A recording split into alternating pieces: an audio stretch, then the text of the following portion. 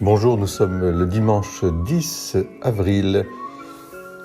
Nous entrons dans la grande et sainte semaine.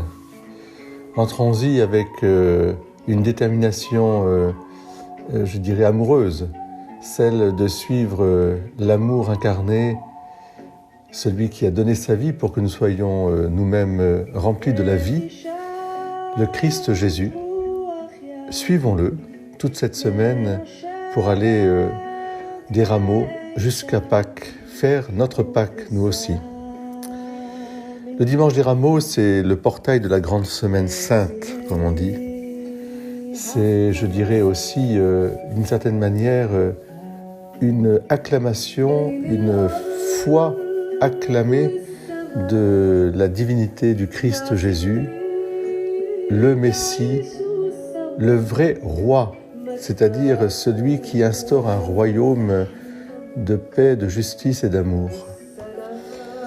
C'est pourquoi la scène de l'entrée de Jésus à Jérusalem est d'une portée extrêmement symbolique, non seulement historique, prophétique, mais déjà réalisée d'une certaine manière.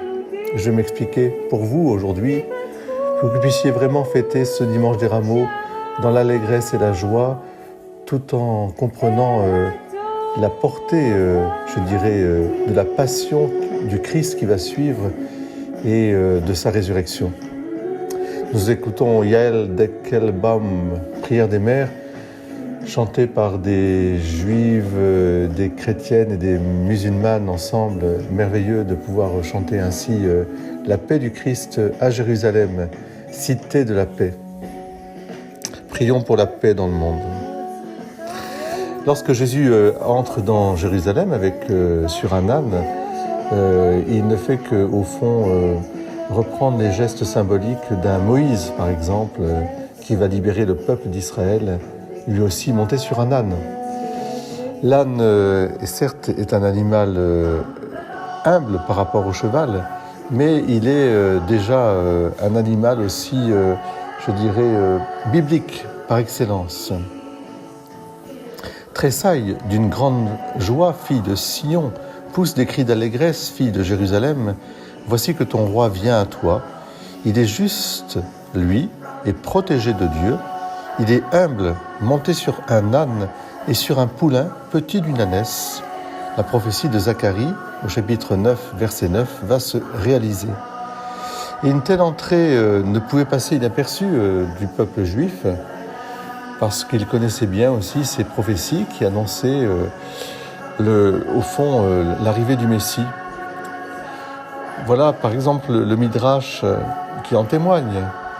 L'âne qu'Abraham a sanglé avec tant de dévouement, c'est ce même âne qui a transporté Moïse, le libérateur en Égypte. Et c'est lui encore qui apportera le Rédempteur à ses descendants. C'est un commentaire entre le 8e et 9e siècle après Jésus-Christ de Rabbi Eliezer, au chapitre 31e.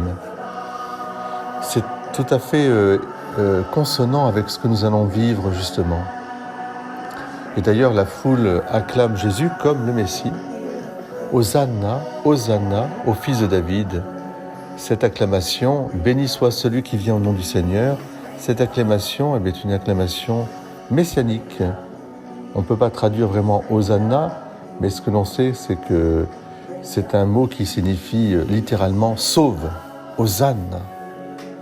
Alors, fêtons ensemble, tous ensemble, avec cette belle musique en arrière-fond, Prière des mères, fêtons ensemble l'entrée de Jésus à Jérusalem comme l'annonce de cette paix.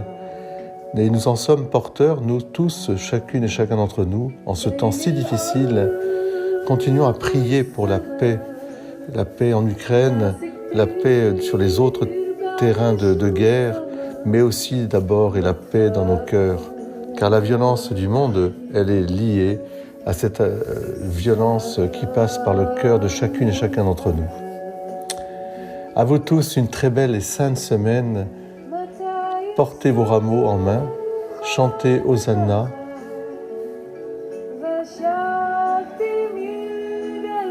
Laissez cette prière monter aussi en vous.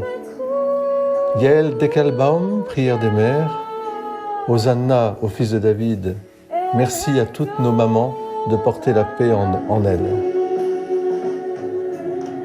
D'être fortes et courageuses tout au long de nos vies pour porter la vie et porter la paix. Amen.